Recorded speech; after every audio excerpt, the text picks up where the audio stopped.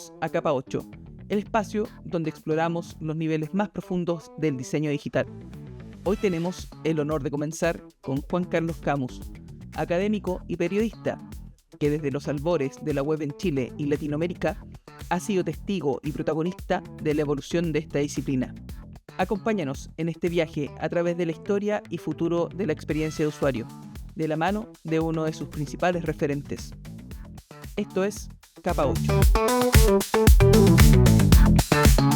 Lo primero que me gustaría entender, Juan Carlos, es cómo llegaste a trabajar en experiencia de usuario y qué te llevó a dedicarte en esta área. Necesariamente tengo que hablar de la prehistoria porque no había nada, ni siquiera se llamaba así el concepto. Así que nosotros hacíamos sitio web y estoy hablando de hace 30 años, o sea, estoy hablando del año 94, 95, que es cuando yo empecé a desarrollar los primeros sitios con los que trabajábamos. Gran parte de las cosas que estábamos por hacer no se habían hecho nunca en el país. No estaba definida la disciplina, evidentemente no había nadie practicando algo como lo que íbamos a empezar a hacer. ¿Y qué es lo que íbamos a empezar a hacer? Crear contenido en formatos digitales para publicarlo en sitios web que además muy poca gente podía ver porque habían pocos conectados a internet. Por lo tanto, lo que hicimos fue un trabajo doble. Por un lado, tratar de entender cómo se hacía, generar la teoría, porque en ese momento se estaba descubriendo cómo se trabajaba en esto. Y por otro lado, darnos cuenta de que en la medida que íbamos haciendo cosas, habían ciertos patrones que iban emergiendo, consolidarlos, armarlos, enseñarlos, entenderlos, aprenderlos y todo eso. Por lo tanto, yo diría que lo que empezó a pasar fue que en la práctica nos dimos cuenta de que detrás de este hacer, de estar ejecutando tareas, habían ideas que eran más permanentes. Y eso con el tiempo lo conocimos, lo entendimos primero como desarrollo de contenido, después como organización de contenidos, cuando ya teníamos muchos contenidos, y después, cuando la interacción empezó a ser más fuerte, empezamos a pensar en, ok, esto hay que prepararlo, diseñarlo, hay que anticipar a lo que va a hacer la persona que va a venir a mirar esto que estamos produciendo. Y eso llevó a la experiencia de usuario. ¿Cómo definirías experiencia de usuario de una manera simple y sencilla? Cuando tú te adelantas a lo que una persona va a hacer en una pantalla, en un espacio, y diseñas y determinas cuáles son los objetos que van a estar ahí, eso es diseñar la experiencia del usuario. Cuando las cosas simplemente ocurren y tú empiezas a reaccionar para tratar de entender qué pasó y por qué pasó, significa que no lo viste con anticipación y por lo tanto te sorprendió. Y eso significa que no anticipaste.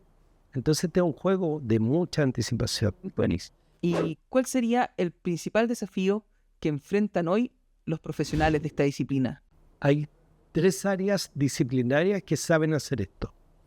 Un área es la gente que desarrolla software, los ingenieros, los programadores, etcétera, para quienes lo que importa es que la cosa funcione. Ese es un área. Hay otra área que es el área de negocio, que lo que quieren es que se produzcan ciertas acciones a partir de lo que tú estás publicando. Esa es una segunda, no conversa con la primera, sino que los de negocios ven a los de software como facilitadores de la tarea, pero no mucho más que eso. Y hay una tercera área que son los que están preocupados de las personas que van a utilizar todo esto. Y ahí entran diseñadores, generadores de contenido, toda la persona que hace investigación de usuario, que finalmente intentan llegar con estos elementos para que las otras dos partes los tomen en cuenta, los adopten y generen mejores resultados. Yo te diría que la principal dificultad es que estas 3 partes conversen. En todos los proyectos en los que he estado, cada uno de los 3 anda hablando por separado. Es súper difícil llegar a que los 3 tengan la misma mirada. Eso se consigue pocas veces. Cuando se consigue, nada, hay mucha alegría, digamos, porque vas consiguiendo meta tras meta. Pero lo habitual es que eso no ocurra. Por lo tanto, si hay un desafío, tiene que ver con eso. Hacer que un equipo converse. ¿Cuán valioso crees tú que es la metodología de guerrilla para el día a día en el contexto local? Uno de los problemas habituales de por qué no logra hacer conversar a las partes que intervienen dentro de los proyectos es porque no tienes tiempo ni recursos para, por ejemplo, demostrar por qué algo no está funcionando. Sería súper bueno hacer una intervención más larga, investigar, hacer pruebas, tener evidencia de tal manera que permita corregir en el tiempo. No tienes tiempo y no tienes recursos para hacerlo. Por lo tanto, lo que tienes que hacer habitualmente es ser muy creativo, muy ingenioso, y esa es la palabra más, yo diría, entretenida de usar en este caso, para tomar atajos e ir consiguiendo evidencia a medida que vas avanzando. Por ejemplo, hace muy poco tuve que demostrar y hacer evidencia rápida, y por rápida me refiero a 2 horas, respecto de cuáles eran las mejores palabras para usar en una interfaz. Teníamos que elegir si algo tan básico como esta es la clave y aquí tienes que ingresarla ya, en una pantalla de login. La pregunta era, ¿tienes que usar clave, login, password o contraseña? Sí. Tenía 4 palabras. Entonces, mi táctica de guerrilla fue súper fácil. Escribí las 4 palabras en unos post-it y me di un paseo por varios lugares diciendo con qué palabra identifica lo que usted hace cuando quiere entrar a un sitio. Y me la iban marcando, me iban mostrando con el dedo. Listo. Y eso fue el diseño rápido. Y llegué a la reunión donde íbamos a tomar la decisión con evidencia. Mira, de tantas personas entrevistadas, esta es la palabra que se usa más. Listo. Guerrilla. Rápido. Post-it. Y todo eso en, 1 hora y ya. ¿Cuáles son tus herramientas o esquemas de trabajo recomendados para profesionales de esta disciplina? A ver, yo parto siempre al revés, siempre parto del contexto. Siempre entiendo quiénes son los stakeholders con los que estoy trabajando. ¿A quién tengo que convencer de qué respecto de qué cosa? Por lo tanto, parto siempre de entender con quién voy a hablar y qué tipo de evidencia necesita recibir. Entonces, eventualmente, no es la mejor evidencia para el proyecto, pero sí es el mejor dato que va a servir para tomar la decisión que necesitamos tomar en ese momento. Por lo tanto, el foco siempre tiene que ver con las personas que toman las decisiones que van a afectar los proyectos en los que estamos trabajando. Así que yo diría que esa es como la clave, entender bien dónde estás parado, saber con quién estás hablando, saber a quién hay que convencer para que se tomen las decisiones que vayan en el camino que tú y tu equipo han entendido que son las más relevantes. Creo que por ahí va. Es una mirada totalmente distinta a la que enseñamos regularmente, porque regularmente nosotros hablamos de, qué sé yo, el wireframe, de alta, de baja, oye, los botones, el tamaño, los colores y cosas de ese tipo. Yo hago el approach distinto por el otro lado, que es, ok, ¿a quién hay que convencer? ¿Con quién hay que hablar? Claro, y a partir de ahí decir, a ver, cuál es el dolor que tiene y cómo me hago cargo de ese dolor. Entonces, para mí, hablar de dolores siempre tiene que ver con hacerme cargo de lo que le está pasando a las personas que van a tomar las decisiones. Y eso te abre muchas más puertas de las que la mera evidencia debería ser. Entonces, en la práctica, la evidencia es, por supuesto, lo más fuerte. Tener y haber hecho bien la pega. El trabajo que hay que desarrollar hay que hacerlo. Pero luego tienes que entender cómo venderlo. Y ahí creo que es donde está la clave. Eso hace la diferencia de todo. Y en este mismo sentido, ¿cómo podemos optimizar nuestra forma de trabajo y no ser percibidos como obstáculos por otras áreas? De alguna manera, tú haces que todo se transforme en un rito. Y tienes que cumplir el rito completo para que la cosa funcione. Finalmente, yo, debe ser porque estoy ya viejo, suelo decir hagámosla corta. ¿Cuál es la mejor forma de hacerla corta? Y normalmente es cuando me enfoco en qué es lo que necesitamos hoy día, qué tenemos que cubrir. Y por lo tanto, siempre estoy tomando decisiones respecto de cuál es el camino más corto que me lleva al resultado con el que yo quiero trabajar. Y eso es, no es más que eso. Entonces, depende mucho del contexto en el que estoy trabajando, pero yo te diría que si quiero dar un solo consejo es hazte cargo del espacio donde estás. Y recuerda que probablemente para que este espacio siga siendo el que tú quieres que sea, debe ser el que aporta más valor. Entonces, preocúpate de aportar valor. ¿Cómo ves actualmente los equipos y la maduración de UX en la industria? Yo veo que hay unos equipos súper consolidados que tienen fases de madurez muy alta en organizaciones que están hechas de esa manera, donde les demandan cada vez más mejor información, información más adecuada, y que donde la UX está siendo una herramienta clave del negocio y está haciendo la diferencia. Pero son pocos. Lo habitual es que todavía tengamos clientes que parten pidiéndote el monito, que parten diciendo ya, como dame una idea de cómo va a quedar la interfaz. Vivo en ese mundo, ¿ya? Donde los equipos son de una persona, de una y media, porque son prestados, donde no todos tienen conciencia de qué se trata. Saben que existe este tema, pero en realidad ni lo dominan ni les importa. Lo que les preocupa es, hay que cumplir una meta, hay que hacerlo dentro de este plazo y con este precio. Por lo tanto, no trates de hacerlo mucho más, no pidas más. Y creo que allí es donde uno tiene que aportar valor con evidencia. Entonces, para mí sigue siendo súper relevante ser capaces de generar evidencia de por qué estamos haciendo las afirmaciones que estamos haciendo, por qué estamos tomando las decisiones. Y que consideremos que cada píxel que movemos tiene un costo. Nosotros muchas veces estamos súper preocupados de tener interfaces que sean lo mejor posible, sin hacernos cargo que después de que nos vayamos del proyecto va a haber gente manteniéndola.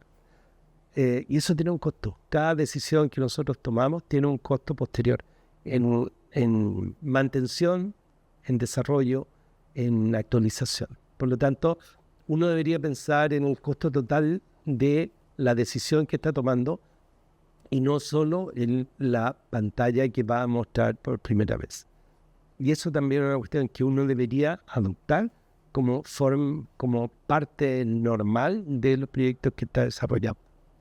¿Cuál o cuáles para ti son las nuevas tendencias en las que deberíamos estar atentos en esta disciplina?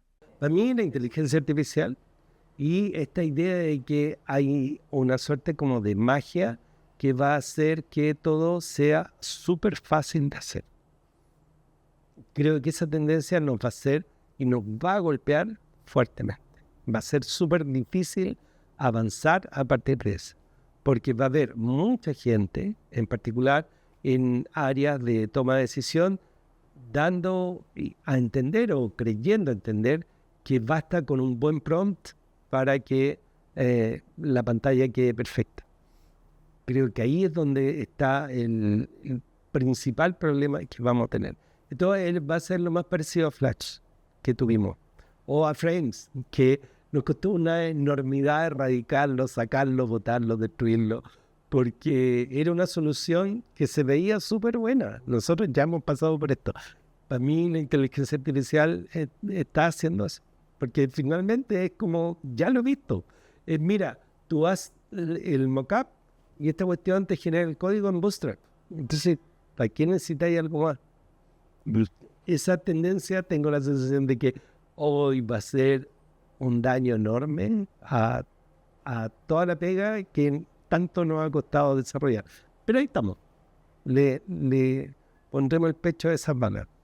¿Cuáles son los consejos que le darías a las personas que están comenzando en experiencia de usuario? La primera es pensar y entender el negocio.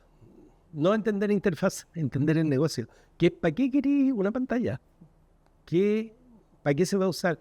¿Qué va a entrar y qué va a salir de esta pantalla?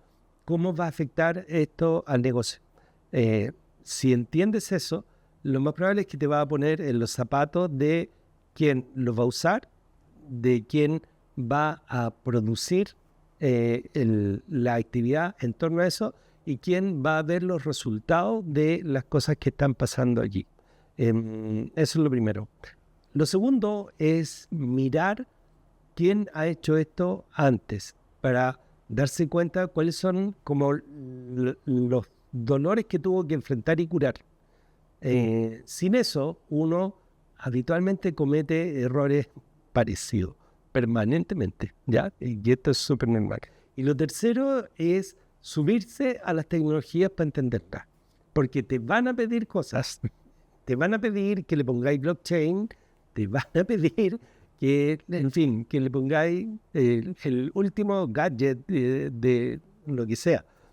Y en realidad tú tienes que tener la información completa para asesorar a quien te está pidiendo esas cosas y no hacerlo quedar mal, sino darle el contexto para explicarle que esa cosa que está pidiendo probablemente no aplica en este proyecto, que es una gran idea, pero que en otro proyecto puede lucir más.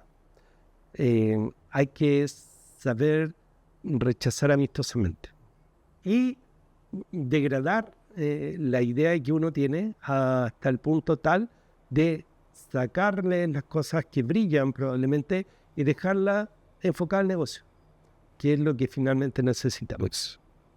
¿Qué cosa te hubiera gustado saber en el principio de tu carrera y qué te hubiera ayudado en tu desarrollo profesional? Yo creo que la más importante habría sido cómo desarrollan los programadores.